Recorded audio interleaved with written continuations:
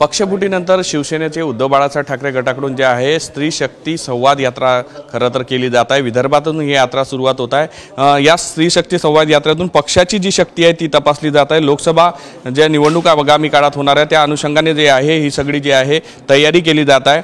या सगळ्यावरच जो आहे विदर्भाचा दौरा होत असताना किशोरीताई पेडणेकर काय म्हणतात ते आपण त्यांच्याकडून जाणून घेऊ। ताई, काय सांगाल, स्त्री शक्तीच्या माध्यमातून पक्षाची शक्ती एकत्र केली जाते?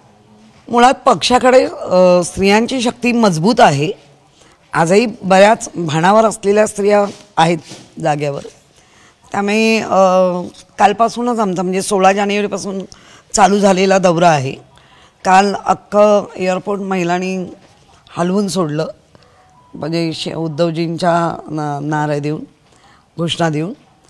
त्यामुळे स्त्रिया जागृत आहेत, कारण स्त्रियांचं घरामध्ये जितकं बारीक लक्ष तेवढं स्वतःच्या प्रेम करणाऱ्या पक्षावर पण तेवढंच बारीक लक्ष आहे।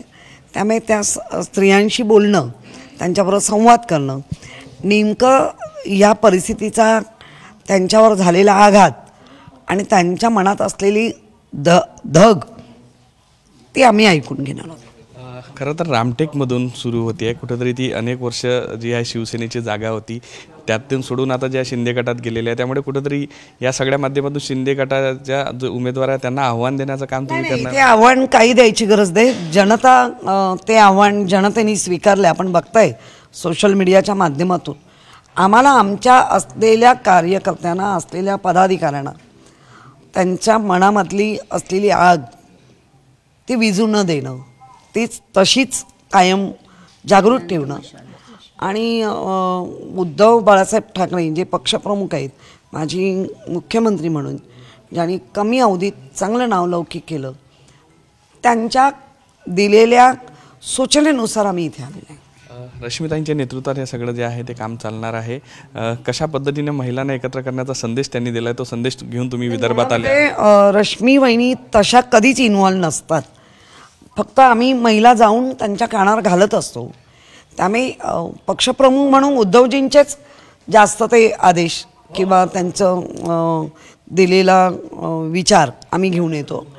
अर्थातच त्या त्यांच्या अर्धांगी आहेत आणि कायम आपण त्यांना पाहिलं आहे, सुसंस्कारी एका पक्षप्रमुखाची पत्नी जेव्हा आमच्या महिलांशी बोलते तेव्हा आम्हाला आमच्या त्या घरातल्या बहिणी वाटतात। त्यामुळे त्यांच्यापर्यंत झालेले विषय नक्की नाही ना, पण त्या पूर्णतः इन्व्हॉल्व नसतात। स्त्री शक्ती म्हणून कुठेतरी असं वाटते लोकसभेची ज्या जबाबदाऱ्या आहे, लोकसभेच्या जागा आहेत, त्याही कुठं तुम्हाला ज्या सन्मान म्हणून दिला गेला पाहिजे, महिलांना दिला गेला पाहिजे? नाही, तो संपूर्ण अधिकार पक्षप्रमुखांचा आहे। आज महिलांना किती पक्ष, कुठलेच सगळेच काय नियम नसते तर अधिकार मिळतील की नाही हे पक्क आहे। पण आमच्या पक्षात तेव्हाही अधिकार दिले जेव्हा नियम पण नव्हते, म्हणजे आरक्षण नव्हतं, तेव्हाही आमच्या नगरसेविका वगैरे झालेल्या आहेत। त्यामुळे आम्हाला ती चिंता नाही, कोणालाही देऊ दे, जिंकून आणणं हाच एक उद्देश आहे। की जिंकून आणणं असणार आहे। विदर्भात कुठल्या कुठल्या जिल्ह्यात तुम्ही ही सगळी तयारी करण्यासाठी किंवा स्त्री शक्तीचा जागा? बघा, आजचा दिवस आहे तो रामटेक आहे, सावनेर आहे, काटोल आहे आणि नागपूर आहे। त्याच्यानंतर उद्या हिंगणा आहे, उपरेड आहे,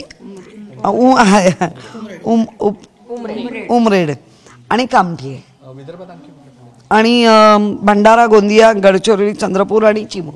नक्कीच पूर्व विदर्भात हा संपूर्ण दौरा जो आहे तो करणार आहे। स्त्री शक्तीचा जागर या सगळ्या माध्यमातून स्त्रींशी संवाद साधला जाणार आहे। यासोबतच आगामी लोकसभा निवडणूक पाहता महिलांची काय शक्ती आहे याची सुद्धा चाचपणी जी आहे ते उद्धव बाळासाहेब ठाकरे गटाकडून केली जाताना आपल्याला या स्त्री संवाद यात्रेच्या माध्यमातून होताना दिसून येत आहे। व्हिडिओ जर्नलिस्ट सौरभ भोलेसह पराग डोबळे, साम टीव्ही न्यूज, नागपूर।